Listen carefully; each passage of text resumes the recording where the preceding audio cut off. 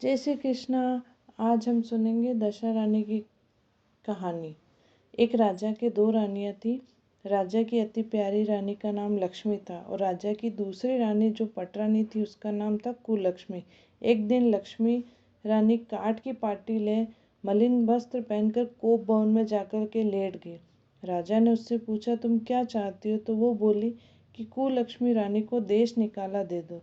राजा की प्यारी नहीं होते हुए भी कुलक्ष्मी रानी आखिर थी तो पटरानी, अतः लोक लाज के कारण उसको अचानक नहीं निकाल सकने से लाचार होकर राजा ने उसको पीहर भेजने का बहाना किया।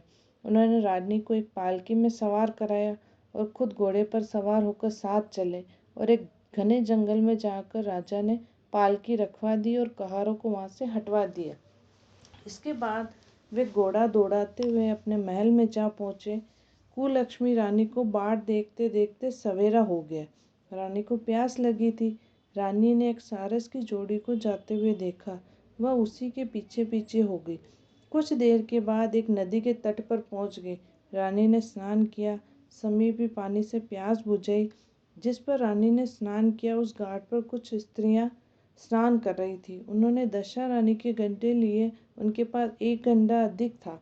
एक ने रानी से गंडा लेने को कहा। रानी गंडा लेकर डोले में आकर बैठ गई। थोड़ी देर में दशा रानी एक बुढ़िया का वेश धारण कर आई। बोली कि बेटी यहाँ क्या कर रही है? रानी ने पूछा कि तुम कौन हो? बुढ़िया ने कहा, मैं तो तेरी मौसी हूँ। रानी उसके गले लिपट कर रोने लगी। उसने अपनी विपत्ति की कहानी बुढ़िया को कह सुनाई। दशा रानी की कृपा से उसी जगह माया रच गई। रानी के भाई भौजाई आदि सारा पीर अपने आप ही वहाँ प्रकट हो गया। रानी ने 9 दिन तक दशा रानी की कथा कहानियाँ कही। 10वें दिन गड्ढे की पूजा होती थी। उसी दिन सवेरे दशा रानी ने कहा कि तुम आज नदी में स्नान करने जाओगी। वहाँ तुमको जो स्वर्ण कलश मिले उसको ले आना और जो डोली तुमको लेने के लिए आए उसमें निसंकोच सवार हो जाना। रानी नदी में स्नान करने गई। वह स्नान करके निकली तो किनारे 2 सोने के कलश रखे हुए दिखाई दिए। उसी के पास सुंदर रेशमी वस्त्र पड़े हुए थे। रानी ने वस्त्र बदलकर घड़े भरे और जो ही अपने स्थान की ओर चलना चाहा, सामने से एक डोली आती हुई दिखाई दी। रानी समझ गई कि हो न हो इसी डोली के बारे में मौसी ने मुझे सूचना दी थी। वह फौरन उसमें सवार होकर अपने घर गई। वहाँ सब स्त्रियां समेत रानी ने दशा रानी के गड्ढे की पूजा की, सुहागनों को भोज कराया, पारना किया।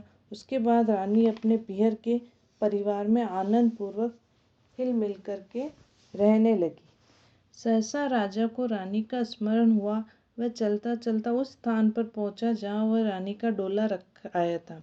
परंतु उसे यह देखकर बड़ा आश्चर्य हुआ कि जहाँ सघन वन था वहाँ सुंदर नगर बसा हुआ है। राजा के प्रश्न करने पर लोगों ने कहा कि यह तो कुलक्ष्मी रानी का नगर है। तब राजा को और भी आश्चर्य हुआ। महलों के पास जाकर इत्तला कराई कि अमुक राजा मिलने आए हैं।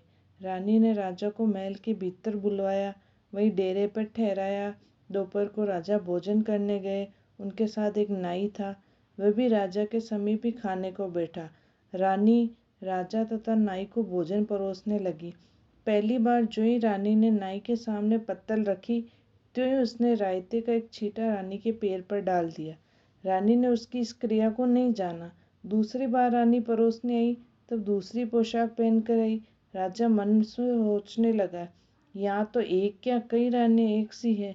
डेरे पर आकर राजा ने नाई से कहा, यहाँ तो कई रानियां हैं, ये कैसे मालूम हो कि अपनी रानी कौन है? नाई बोला, रानी तो एक ही है, वह पोशाक बदल बदल कर परोसने आई थी, इससे आपको भ्रम हुआ है।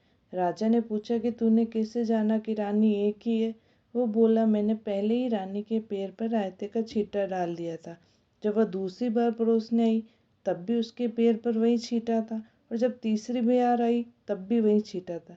इस बीच रानी ने राजा को अपने महल में बुलाया।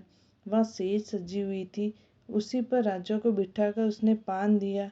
राजा लेट गया और रानी पैर दबाने लगी।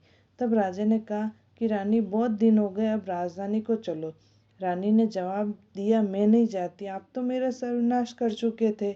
यह सब तो मेरी मौसी की बदौलत है कि मैं जीती बच गई। इस पर राजा ने पश्चाताप करते हुए माफ़ी मांगी। तब रानी बोली, मैं केवल एक शर्त पर आपके साथ चलूंगी। ये बाग बगीचे ये आपकी राजधानी के समीप पहुंच जाए, जिससे जब मेरा जी चाहे मैं आपके महल में रहूं और जब भी चाहे मैं अपनी मौसी के महल में चली जाऊं। मेरी मौसी बड़ी दयावान और भोली वाली है। राजा ने रानी की मौसी दशा रानी के पास जाकर जो ही ये निवेदन किया, उसी समय दोनों शहर पास पास हो गए, मानो एक दूसरे के भाग हो। राजा ने दशा रानी की कृपा का प्रभाव जानकर शहर भर में ढिंढोरा पिटवा दिया कि अब से सभी लोग दशा रानी की पूजा किया करो। भगवती दशा रानी कुलक्ष्मी रानी पर जैसी कृपा की, वैसे ही आपत्ति में मुसीबत में पड़ी हुई हर स्त्री पर आप दया करो।